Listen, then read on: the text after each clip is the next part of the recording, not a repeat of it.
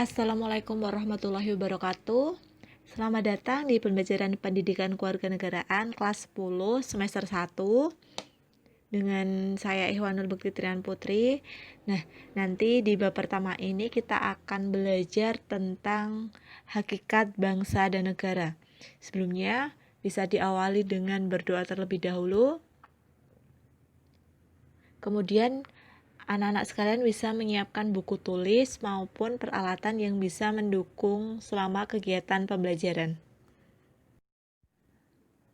Di sini akan saya tampilkan kompetensi inti dan kompetensi dasar untuk bab yang akan kita pelajari tentang hakikat bangsa dan negara. Bisa dilihat sekilas.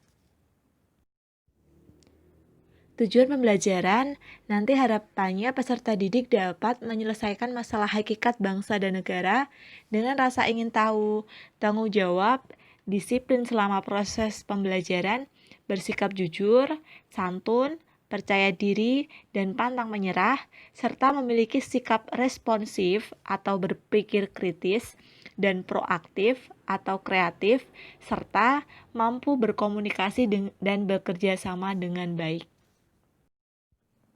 Nah, di sini untuk materinya nanti ada 3 materi atau 3 pokok bahasan utama yang akan kita pelajari.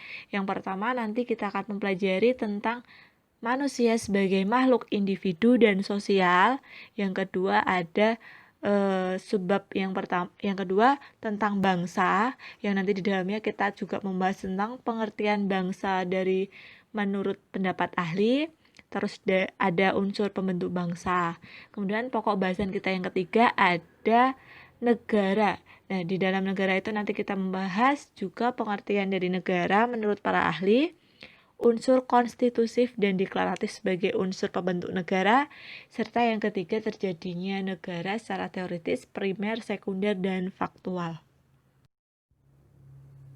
Nah, sebelum masuk ke materi lebih lanjut, di sini saya tampilkan peta konsep dari materi di sini tentang bangsa dan negara. Nanti kalian bisa lihat sekilas bahwasanya manusia itu berkedudukan sebagai makhluk individu dan makhluk sosial. Di sini juga nanti kita membahas tentang bangsa menurut pendapat ahli, terus pengertian dari negara, terjadinya negara, dan unsur-unsur terbentuknya negara. Ini saya bikin peta konsep sederhana.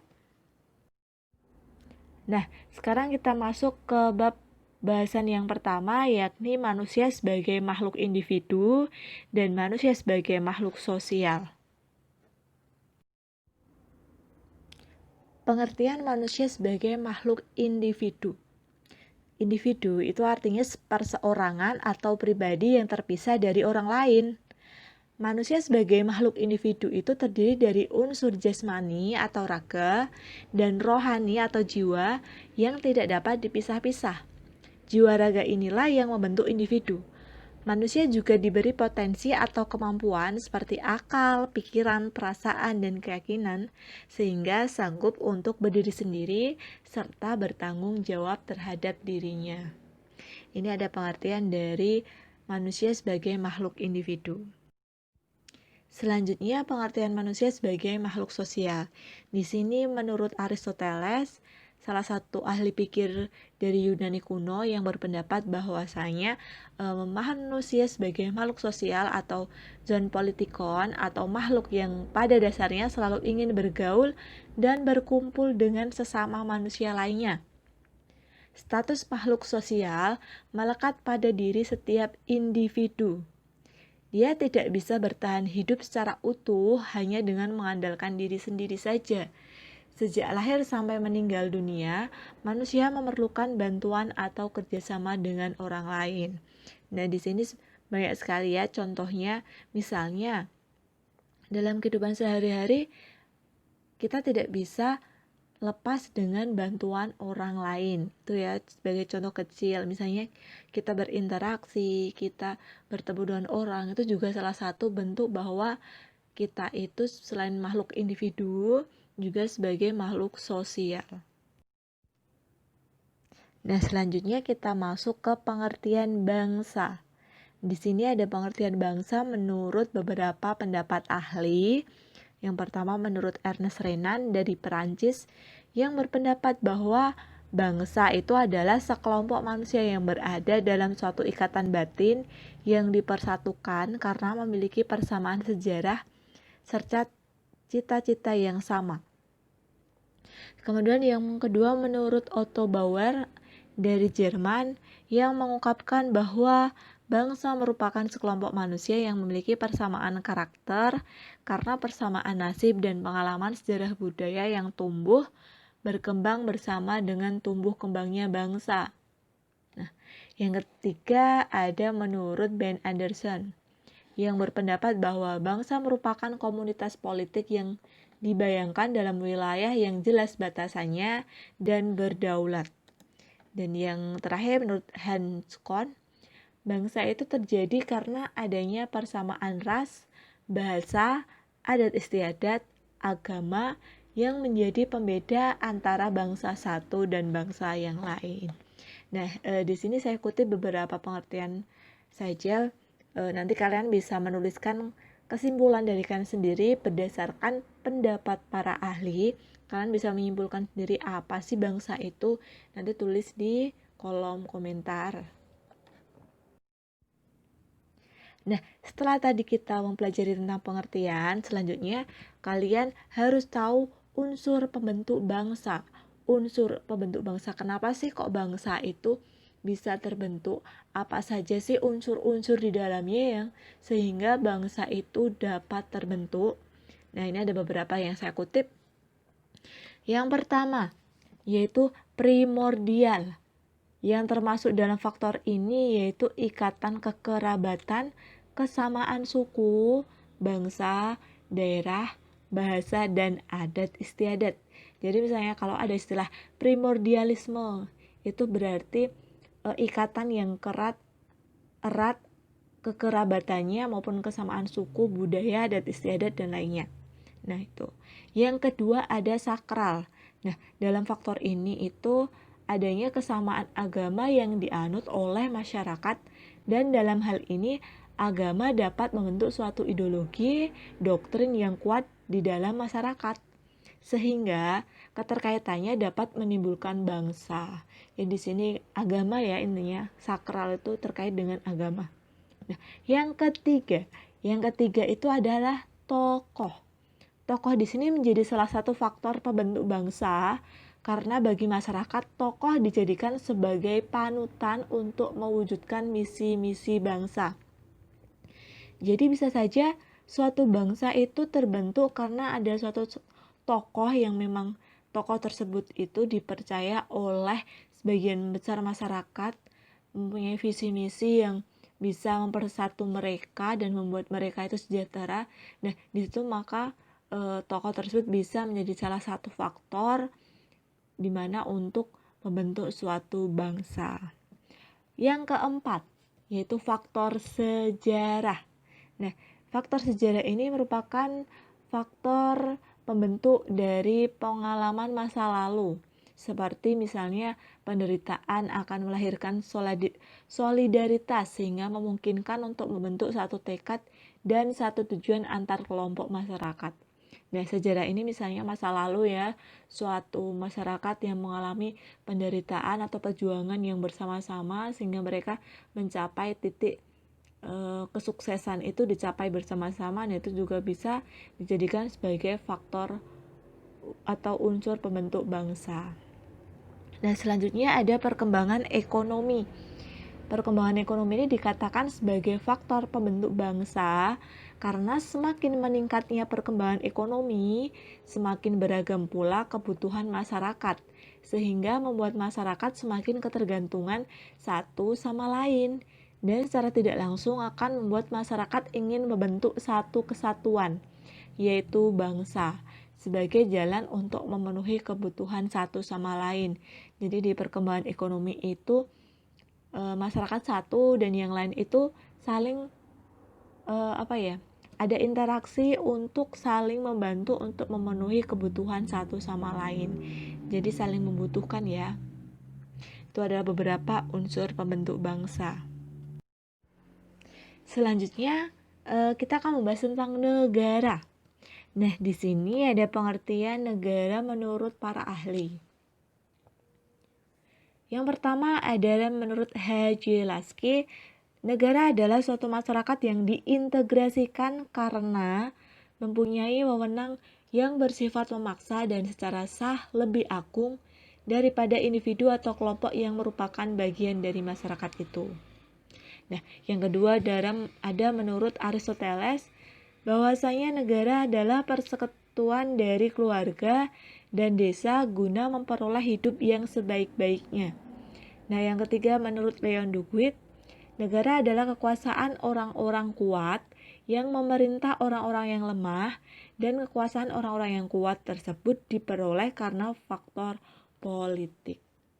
Nah, yang keempat ada salah satu ahli dari Indonesia ya, ini menurut Profesor Miriam Budiarjo, negara adalah suatu daerah teritorial yang rakyatnya diperintah oleh sejumlah pejabat yang berhasil menuntut warganya untuk taat pada peraturan perundang-undangan melalui penguasaan monopolistis dari kekuasaan yang sah. Yang terakhir ada pengertian negara menurut Cranenburg. Negara adalah suatu sistem dari tugas-tugas umum dan organisasi yang diatur dalam usaha mencapai tujuan yang menjadi tujuan rakyat yang diliputinya, sehingga ada pemerintahan yang berdaulat. Nah, itu ya ada beberapa pengertian dari negara. Nah, selanjutnya ada teori-teori terjadinya negara. Nah, secara teori, untuk mempelajari asal mula terjadinya suatu negara, yang pertama dapat pula menggunakan pendekatan teoritis, yaitu suatu pendekatan yang didasarkan kerangka pemikiran logis yang hipotesanya belum dibuktikan secara kenyataan. Atas dasar pendekatan tersebut, ada beberapa teori tentang asal mula terjadinya negara. Yang pertama ada teori ketuhanan. Nah, dasar pemikiran teori ini adalah suatu kepercayaan bahwasanya sesuatu yang ada atau terjadi di dalam semesta ini adalah semua kehendak Tuhan. Nah, inti dari teori ketuhanan ini, semua yang terjadi adalah kehendak Tuhan ya, diingat-ingat, karena kehendak Tuhan. Ini ada pelopor dari teori ini, misalnya Agustinus dan lain-lain. Yang kedua ada teori kekuasaan. Nah, menurut teori ini, negara terbentuk karena adanya kekuasaan. Sedangkan kekuasaan berasal dari mereka yang paling kuat dan berkuasa. Sehingga dengan demikian negara terjadi karena adanya orang yang memiliki kekuatan atau kekuasaan menaklukkan yang lemah. Itu ya. Selanjutnya ada teori perjanjian masyarakat. Nah, menurut teori ini, negara terbentuk karena sekelompok manusia yang semula masing-masing hidup sendiri-sendiri mengadakan perjanjian untuk membentuk organisasi yang dapat menyelenggarakan kepentingan bersama. Teori ini didasarkan pada suatu paham kehidupan manusia yang dipisahkan dalam dua zaman, yaitu pranegara atau zaman alamiah dan negara. Teori ini dipelopori oleh Thomas Hobbes. Yang keempat ada teori hukum alam. Nah, menurut teori ini, terbentuknya negara itu dan hukum dengan memandang manusia sebelum ada masyarakat hidup sendiri-sendiri. Jadi kalau teori hukum alam ini memandang bahwa negara dan hukum itu ada sebelum masyarakat itu hidup sendiri-sendiri. Yang kelima ada teori perjanjian manusia menghadapi kondisi alam dan timbullah kekerasan. Manusia akan musnah bila ia tidak merubah cara-caranya. Manusia pun bersatu untuk mengatasi tantangan dan menggunakan persatuan dalam gerakan tunggal untuk kebutuhan bersama, yaitu adalah membentuk bersama. Selanjutnya terjadinya negara secara primer dan sekunder. Secara primer, terjadinya negara secara primer itu bertahap, yaitu dimulai dari adanya masyarakat, hukum yang paling sederhana, kemudian berevolusi ke tingkat yang lebih maju dan tidak dihubungkan dengan negara yang telah ada sebelumnya. Dengan demikian, terjadinya negara itu secara primer adalah membahas asal mula terjadinya negara yang pertama di dunia.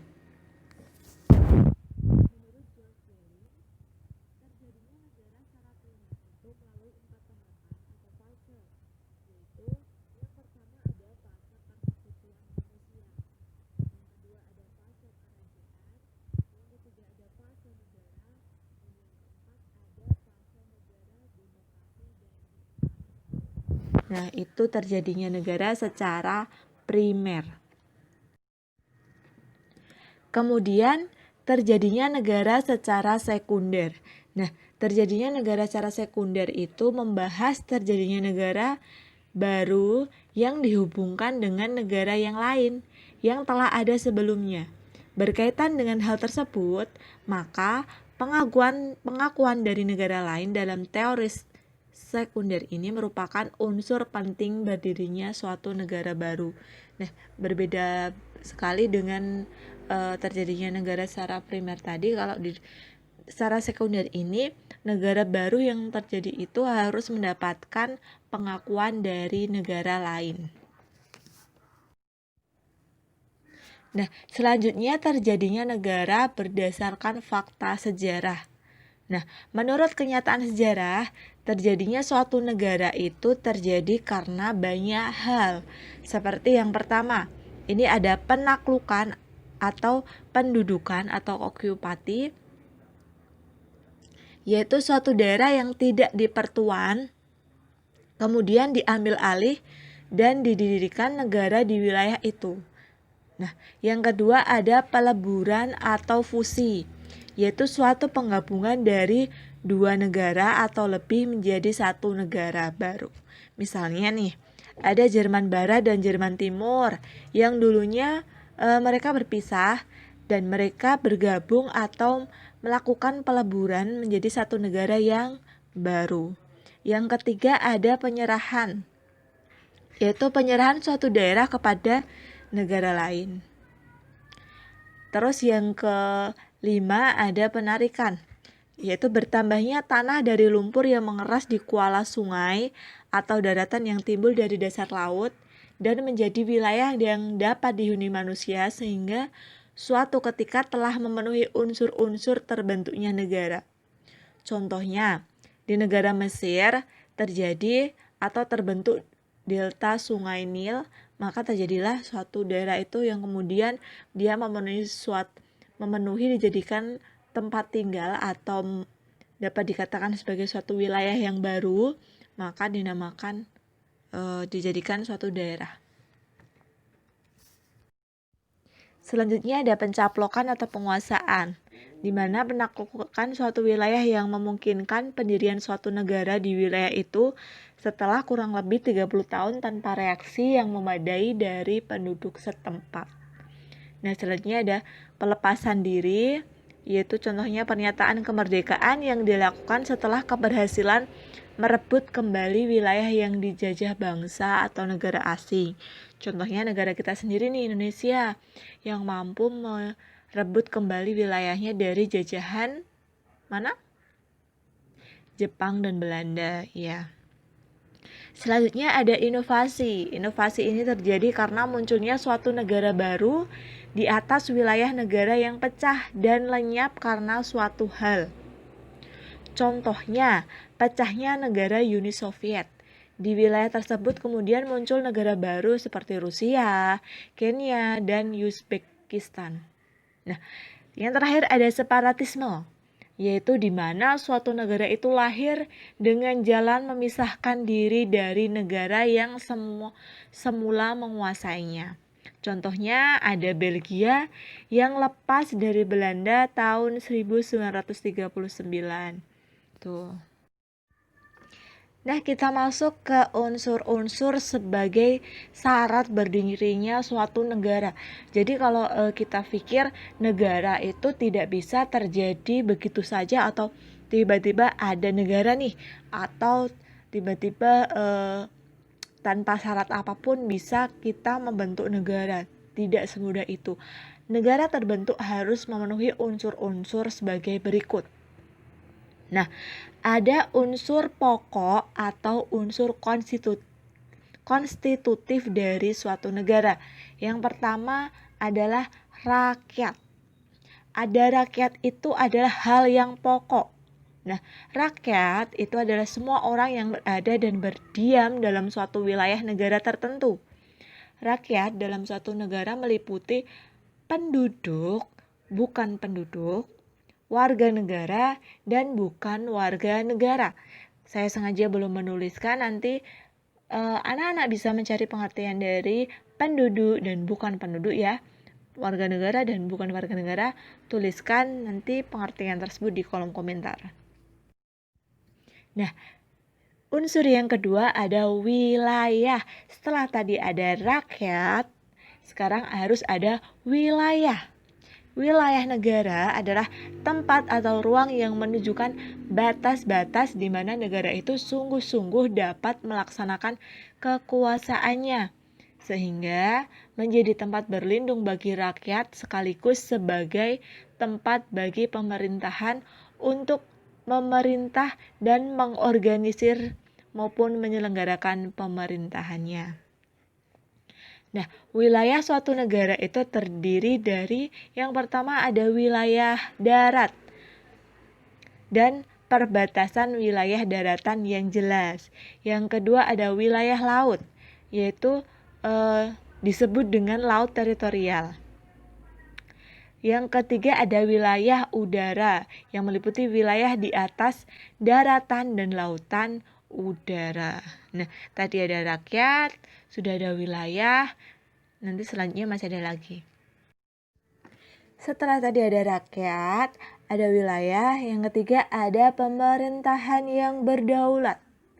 Nah, setelah ada orangnya nih, ada wilayah yang dapat ditinggali. Selanjutnya harus ada pemerintahan yang berdaulat. Unsur pemerintahan ini yang dimaksud adalah pemerintahan yang sudah sah dan berdaulat. Pemerintahan yang sah berarti pemerintahan yang sudah diakui oleh rakyat untuk menjadi roda pemerintahan. Sedangkan pemerintahan yang berdaulat itu berarti memiliki kekuasaan penuh untuk mengatur jalannya negara.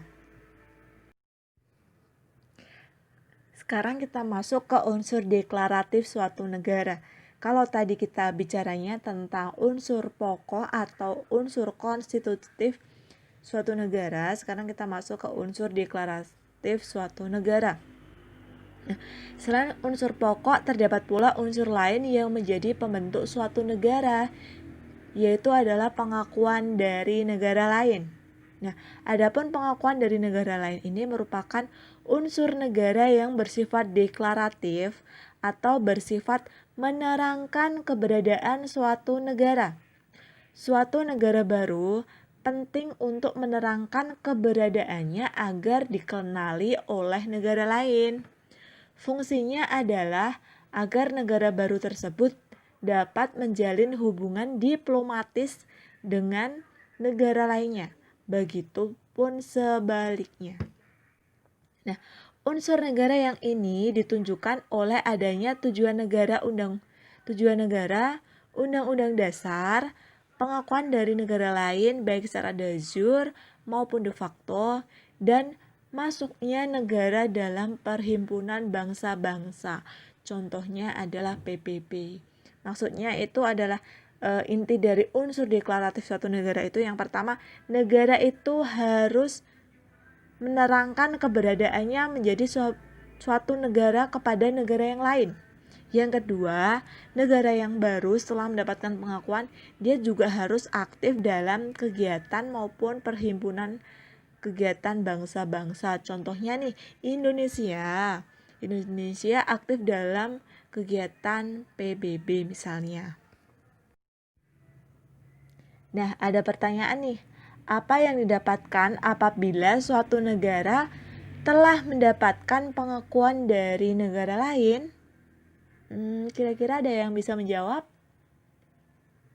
Setelah kalian bisa menjawab, kalian bisa menuliskan di kolom komentar. Oke? Selanjutnya ada sifat dan hakikat negara. Nah, negara itu bersifat memaksa, artinya negara itu mempunyai kekuasaan untuk memaksa masyarakat yang ada di dalamnya. Contohnya adanya peraturan perundang-undangan.